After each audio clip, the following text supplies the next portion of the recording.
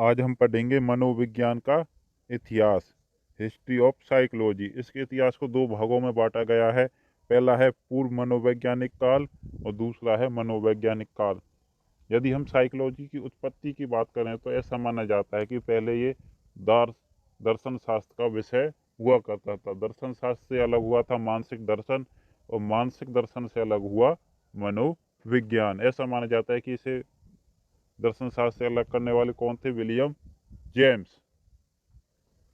तो चलो पूर्व मनोवैज्ञानिक काल की बात करें तो अरस्तु और हिप्पोक्रेट्स तक लगभग, यदि सन की बात की जाए तो 1878 तक क्या था? पूर्व मनोवैज्ञानिक काल माना जाता है। इसी में हिप्पोक्रेट्स ने शरीर गठन का सिद्धांत दिया था, थ्योरी ऑफ कॉन्स्टिट्यूशनल टाइप्स। याद रखना, किसने दी थी शरीर गठन के सिद्धांत?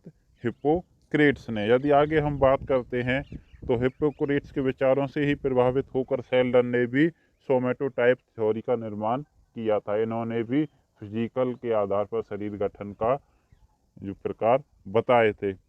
बात करें यदि हम टेबुला रासा, जिसे मस्तिष्क से कोरे कागज के समान है, किसने दिया था? जॉन लॉक ने। वो भी इसी काल में दिया था, पूर्व मनोवैज्ञानिक काल में। टेबुला रासा एक लैटिन भाषा का शब्द है जिसका अर्थ होता है ब्लैंक स्लेट, कोरी स्लेट। यदि हम बात करें दूसरे प्रकार की वैज्ञानिक काल की, साइंटिफिक पीरियड, ये 1889 से शुरू हुआ। 1878 तक क्या था? पूर्व मनोवैज्ञानिक काल। 1889 से शुरू हुआ जब मनोविज्ञान की प्रथम प्रयोगशाला लिपजिंग शहर में किसने खोली थी? विलियम वुंट ने, जर्मनी में के लिपजिंग विश्वविद्यालय में। या कहीं कहीं ऐसा भी लिखा हुआ है कि जर्मनी के लिपजिंग शहर में, और विश्वविद्यालय का नाम क्या लिखा हुआ है? कार्ल मार्क्स विश्वविद्यालय। तो आपको दोनों याद रखना है, लिपजिंग शहर या लिपजिंग विश्वविद्यालय, या लिपजिंग विश्वविद्यालय और कौन सा शहर?